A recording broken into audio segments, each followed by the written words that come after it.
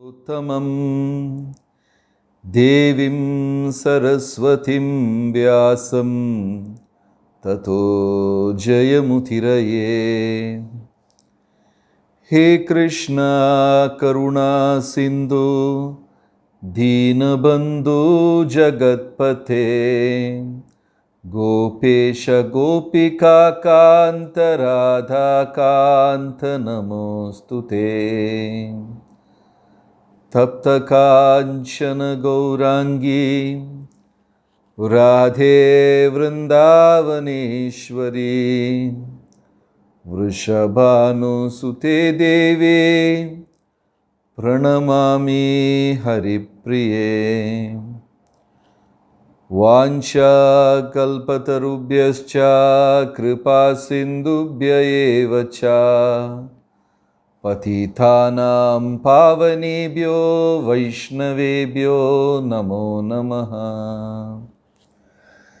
Jai Shri Krishna Chaitanya Prabhu Nityanand Shri Advaita Gadadhar श्रीवासदि गौरभक्तवृंदा। Hare Krishna Krishna Krishna Hare Hare Hare Ram Ram Ram Hare Hare. Hare Krishna.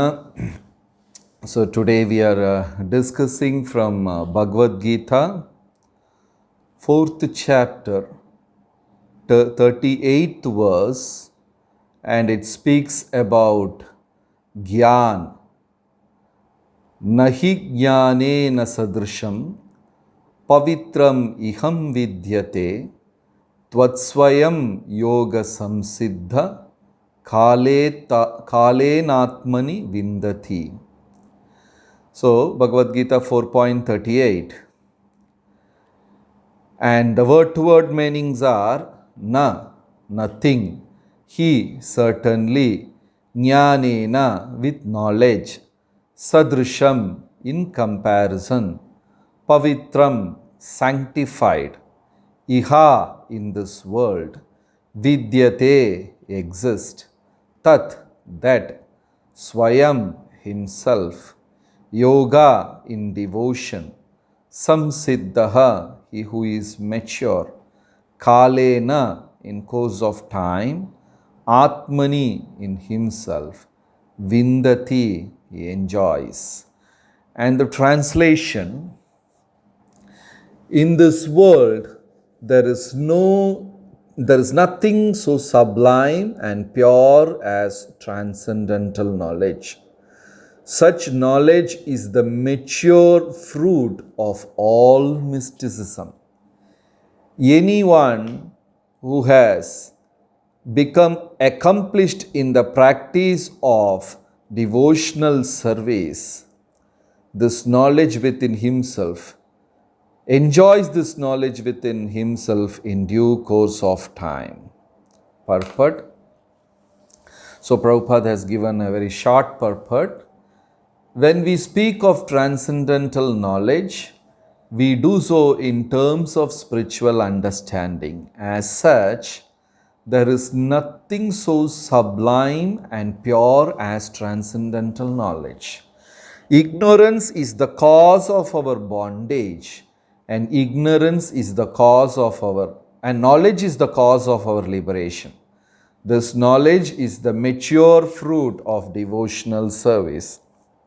And when one is situated in transcendental knowledge, he need not search for peace elsewhere, for he enjoys peace within himself. In other words, this knowledge and peace culminate in Krishna consciousness. This is the last word in Bhagavad Gita. So, Hare Krishna to all of you. And this is a nice shloka from Srimad Bhagavad Gita, 4th chapter, 38th shloka. Speaks about knowledge, that too especially about transcendental knowledge. Srila Prabhupada has named, in one of his lectures, he spoke that knowledge is like sword. That is why you can find a book in Bhaktivedanta Book Trust, the compilation of Srila Prabhupada's words, and it is named the sword of knowledge. Knowledge is like a sword which can cut the material bondages. There is no other way by which a person can free himself from the material attachments. The material attachments are like a root of banyan trees. Not from this lifetime alone. We have attachments from many, many lifetimes continuing. Somewhere else it is written, it is said, sometimes the spiritual souls appear in a group and they keep coming again and again and again. So the attachment continues. For example, you can see Surya and Indra again took birth as Bali and Sugriva. Then again their portions took birth. Surya's portion took birth as Karna and Indra's portion took birth as Arjuna. In Srimad Bhagavatam, Vamanamurti is blessing Mahabali, King Mahabali, that you will be the next Indra. So you see, the attachment what we experience in this lifetime is not only from this lifetime. It continues for Janma after Janma. Very, very difficult sometimes to detach those bondages. Not so easy. Even though sometimes our intelligence says that this is not very good, still mind is weaker and intelligence is also weak. Helplessly the Atma performs. Once a great scholar said, the mistakes which we commit knowingly are more than the mistakes we commit unknowingly. Generally we say, so sorry, I didn't realize it. I did unknowingly, so please, forgive me. But actually, that percentage of mistake is very less. In this material world, we are very weak and we commit mistakes knowingly again and again. Then after some time, it becomes our habit and helplessly we fail. So every Jivatma is weak in one or two particular area and he helplessly commits again and again and again. In Mahabharata, Dhritarashtra is a very good example for that.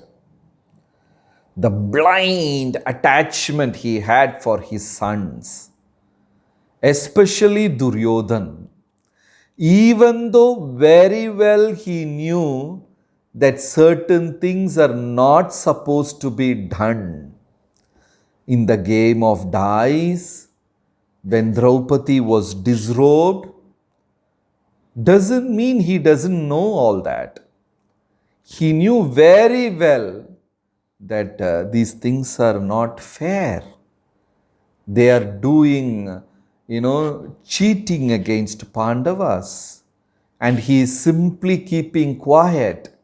But the attachment is so strong that he could not overcome.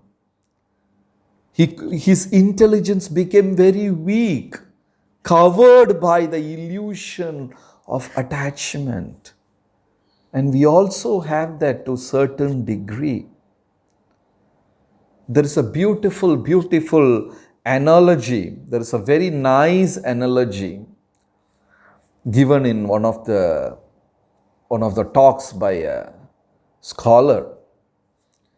A group of 20 people, they were sailing on a boat, and they got stuck in a storm and heavy thunder and unruly wind, and the climate was very bad to sail. Maybe a small ship in the ocean, and they were helpless. The wind was so unruly, and there was water inside their ship, and their machine starts breaking, and there was a crack in the ship, water gushed in, and they were screaming for help in somewhere middle of the ocean. Who would help them? And in the storm, the ship got stuck, and each one, somehow they were thrown inside the ocean, and they caught some kind of logs of the ship, broken wreckage, and they found a tiny island in the ocean. They all swam to that ocean, to the island, and they took shelter of that island. A day, 2 days passed, 3 days passed, there was nothing to eat, and they were all simply screaming for help, and nobody could hear them. Then after some time, out of the 20 men, luckily no one drowned out of the 20, a man said, okay, how long we will be screaming for help? Now we have to take care of ourselves. Let us see if there is something available in island to eat. Let us gather some logs and put fire. Maybe we can make a shelter and we can stay underneath. And they started, roaming around, exploring the island, and they could find some berries to eat and some logs of wood. They made some shelter, and they were sleeping underneath, and days passed by. And they were all expecting someone from the mainland would notice them, locate them, save them, and they were all expecting and praying to gods, but there was no help. And slowly, when days passed by, they got accustomed to the situation. And this man who was guiding them turned to be a leader, was helping them, inspiring them, keeping them together. And this was going on. And finally, they made some shelter, and they were looking for their foods, and they got adjusted. Actually, they forgot that they will be meeting their family back again, and they will go back to the mainland. They forgot everything. Then, after many, many months, they could see a ship sailing closer by. And again, they got a ray of hope. So they all lit up some woods, and they were screaming and showing the light in the air, Then somebody noticed them, and the ship slowly sailed towards the island and saved them, and they were so happy. They never thought that they will meet their family back. They were so happy, jumping and all. But out of the 20 men, one was not very happy. He told, why we have to go back? We are very comfortable here. We are enjoying the facilities, and nobody to trouble us, and we are doing very well. But in the mainland, we have so many problems. Why don't we live here? When others were shocked, what is this man saying? We have to go back to our family. But he was telling, no, why? Everything is good here. And who's that person? The leader. In the last few months, he started enjoying the leadership. People were listening to him, obeying him, and all his words were, followed. that was satisfying his ego. So he didn't want to really go back. So he was telling, why? Let us stay here only. What's wrong with that? You know, this is the material knowledge. The Gyan which Prabhu Krishna is speaking in the shloka. A knowledge should be very, very helpful in cutting the attachments of this material world. But most of the times, knowledge, what we acquire in this material world, is leading to further bondage. Even spiritualists, they face this challenge. When we have knowledge, ego, ahankar also starts growing with that knowledge. That is why you can see in Chaitanya Charitamrita, Bhagavatam, everywhere, you will have Chaturvedis, Trivedis, Digvijayi, Pandit, very scholarly people. They travel all the 8 directions and conquer people by knowledge. And the kings used to be scared of these people. They will come and very arrogantly, proudly declare, do you have anyone in your country who can defeat me in this particular Veda, Tarka, Nyaya Shastra, this, that? And the kings will ask, okay, is there anyone in our kingdom who can defeat this Pandit? And if they can't defeat them, that's all. The king has to give something in writing. We are defeated, you are great, whatever, blah, blah. And the Pandit will collect so many certificates from in all direction. And from that day, he will be known as Trivedi, Chaturvedi, expert in 4 Vedas, expert in 3 Vedas, Digvijayi Pandit, who has mastered and won all the directions. Even in Chaitanya Charitamrita, you can see so many characters coming. But Bhagavatam very beautifully says, knowledge means humility. A real knowledge should be decorated with humility. Then that knowledge is useful for this world. Otherwise, it just remains a useless knowledge. And many times, unfortunately, the knowledge comes with pride. Even for devotees like us, if you read some book and if you really, master that knowledge, then others don't know it, then some kind of pride comes. Some pride comes that I am great, I am best, So once, but at the same time, real knowledge is very sharp also. That's why Krishna says in Bhagavad Gita, Jnana Vijnana Sahitam. What is the perfect knowledge? It should have Jnana and it should have Vijnana.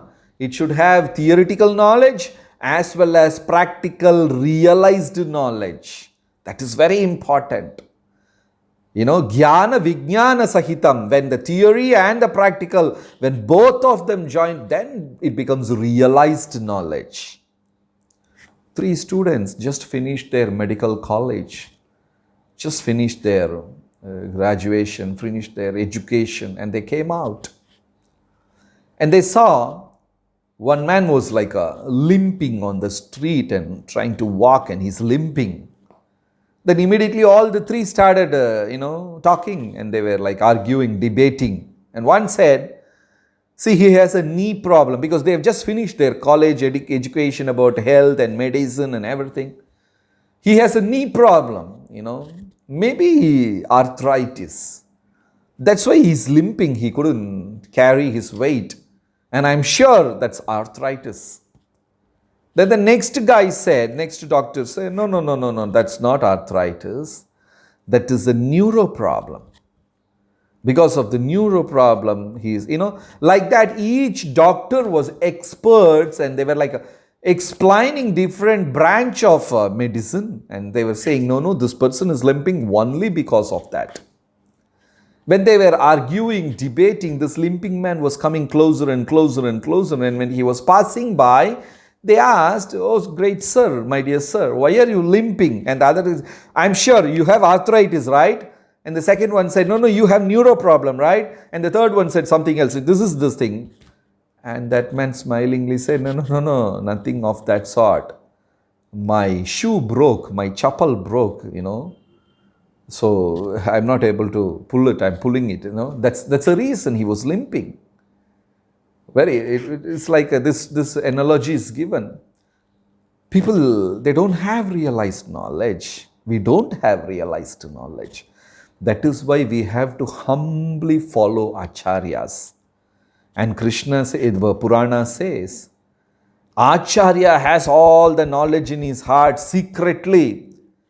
And by serving him, we will get that secret knowledge outside. It is said, some portion is there in the scriptures and some portion is there in the Acharya's heart. By worshipping an Acharya, we will get all the purports from his heart. Because Bhagavad Gita, Bhagavatam and all the scriptures has got some portion of the knowledge. Some Krishna has kept secretly in the Acharya's heart. And there is a verse, I forgot that verse, by sincerely worshipping an Acharya, Guru, the knowledge from the heart, it reveals. Because some knowledge he has kept secretly in Acharya's heart. And only through humility we can understand that. So once when an astrologer, an expert astrologer who came, there was a very upstart, unruly and arrogant students. So one man was holding a small chick, and he was holding the chicken's neck by his fingers and keeping under his shirt, holding the neck. And he was asking, can you tell me, the chicken which I am holding under my shirt, is it alive or dead?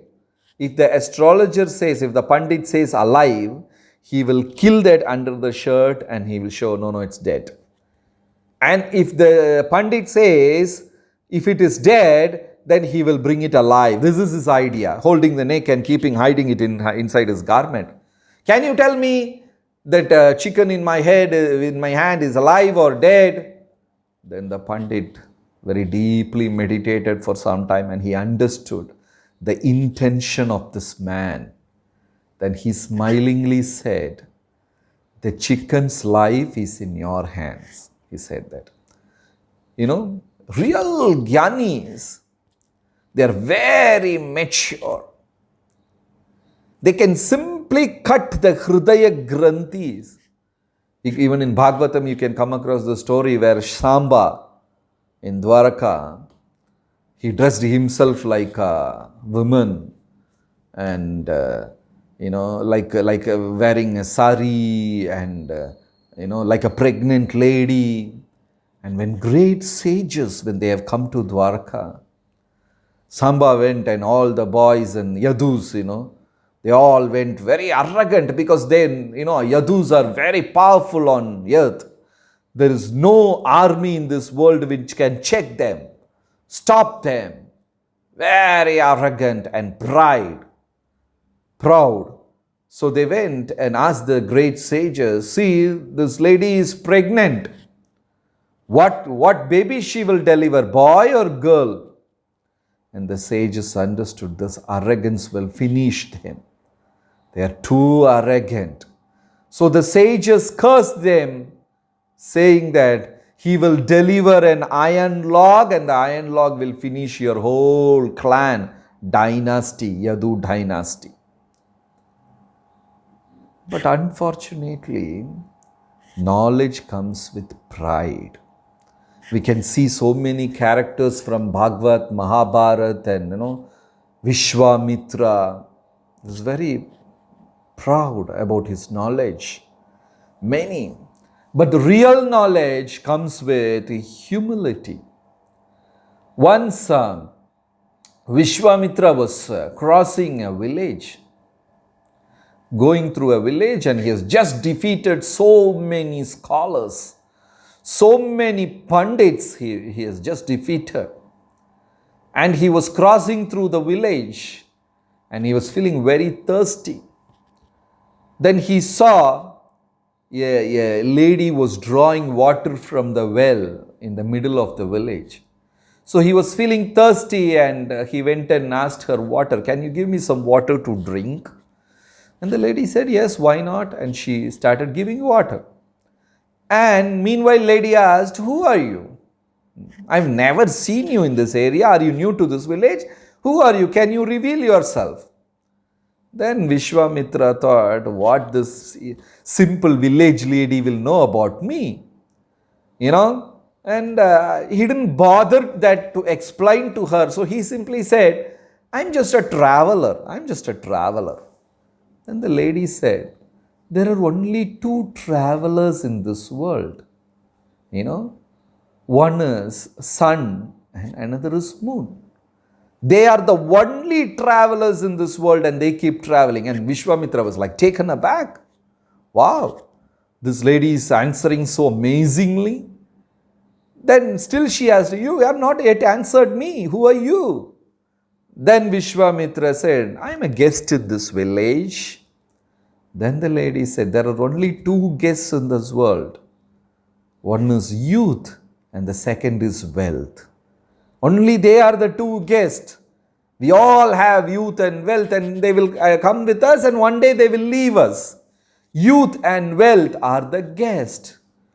Then Vishwamitra was like, this lady is trying to insult me or showing off, Then again she asked, who are you?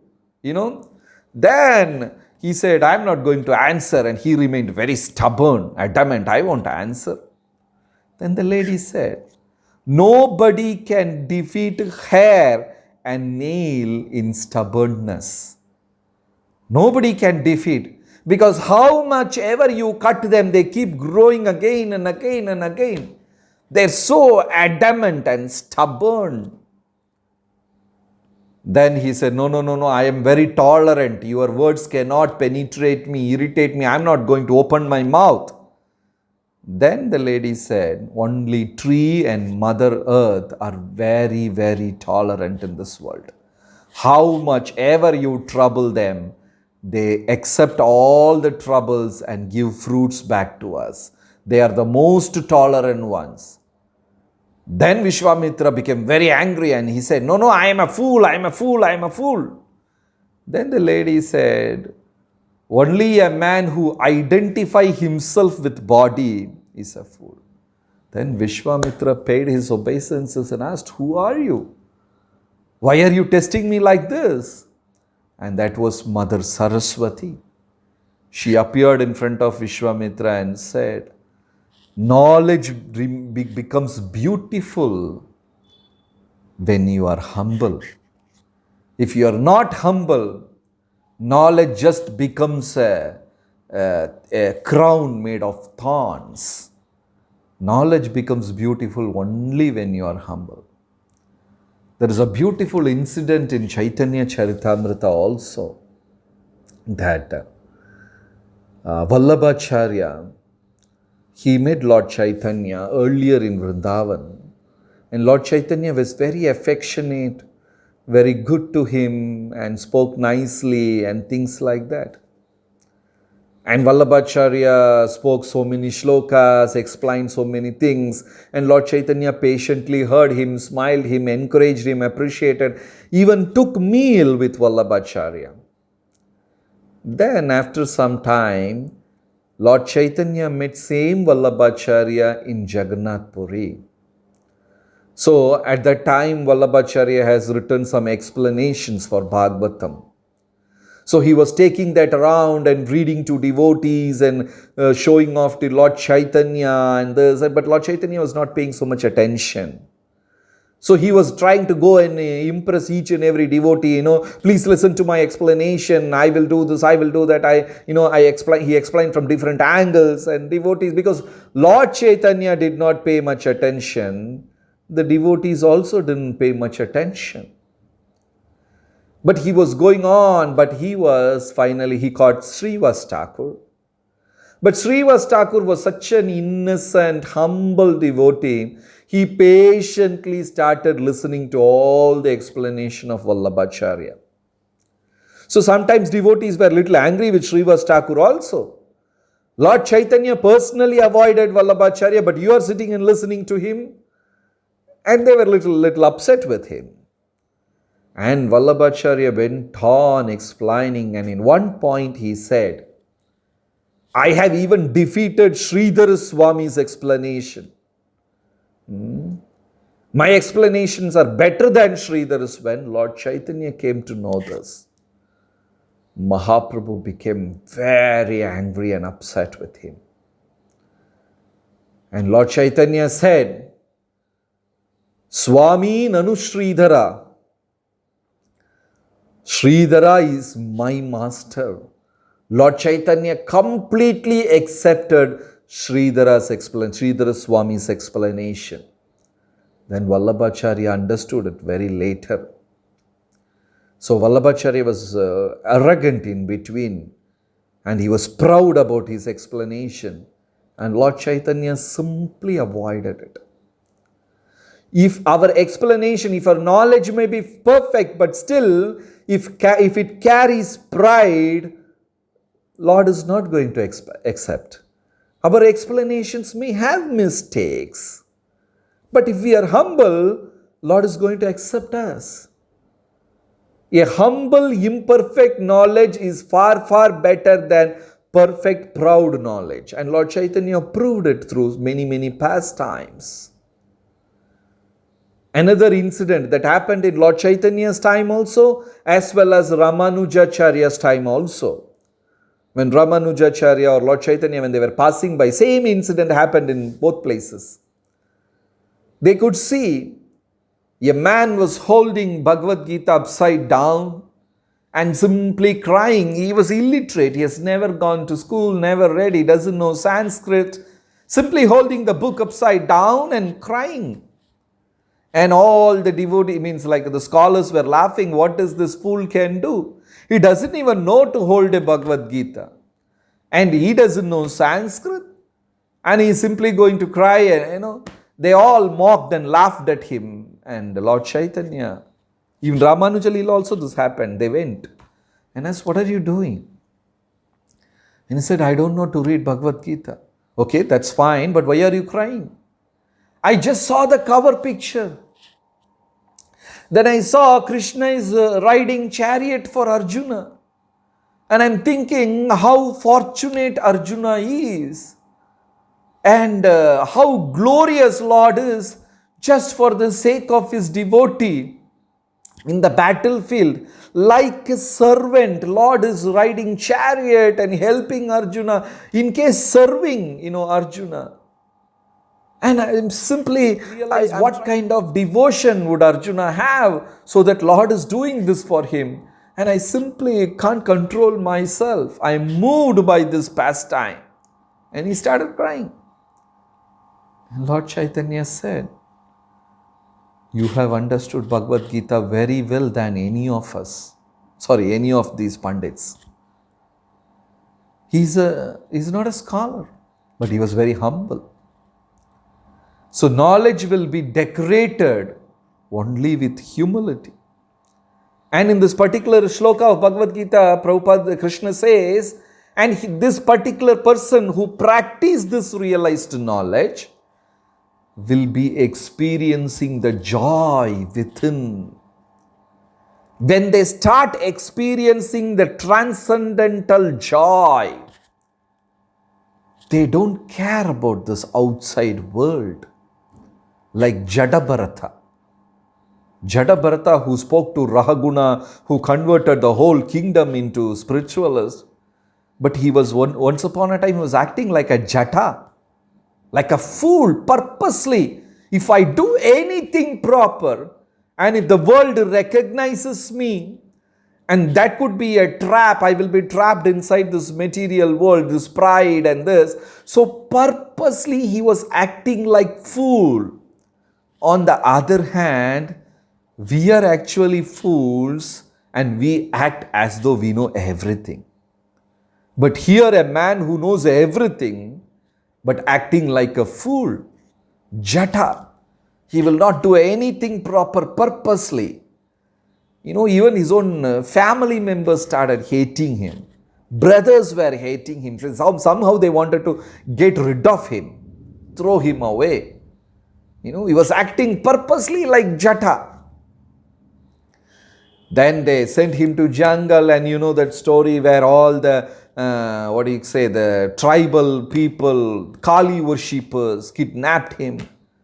They took him, they bathed him, they put him on the stone, they're about to chop him off, There was so much of insult, even threat to his life. But Jataparata remained very calm because deep within he knows, he realized, I am not this body and I am soul. Everything happens by the will of Krishna. We are nothing, we are just instruments, toys in the hands of material nature. And Jataparata has realized it. We may be speaking about it every day, reading about it, but we are not realized. Jataparata realized that. That's why when they came with the axe to chop him, he was very calm, very peaceful. Then Kali broke, the deity broke, and Kali came out. And there was a ghastly warfare right in front of him. Kali killed all the priests, drank their blood through their head.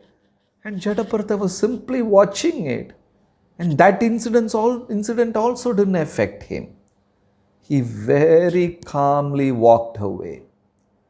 This is a real knowledge. So real knowledge brings surrender. Real knowledge brings fearlessness. Real knowledge develops complete faith in Supreme Lord. And real knowledge severes all the attachments in this material world. Rest is all imperfect knowledge. It brings fearlessness, it severes our attachment, it helps us to develop faith in Krishna. So, Prabhupada mercifully has given us this great, glorious opportunity in this movement. And all my pranams to all the assembled Vaishnavas and Matajis, and with all respects. Please forgive if there was any mistakes in the talk. And thank you so much for this opportunity. Hare Krishna. Thank you so much.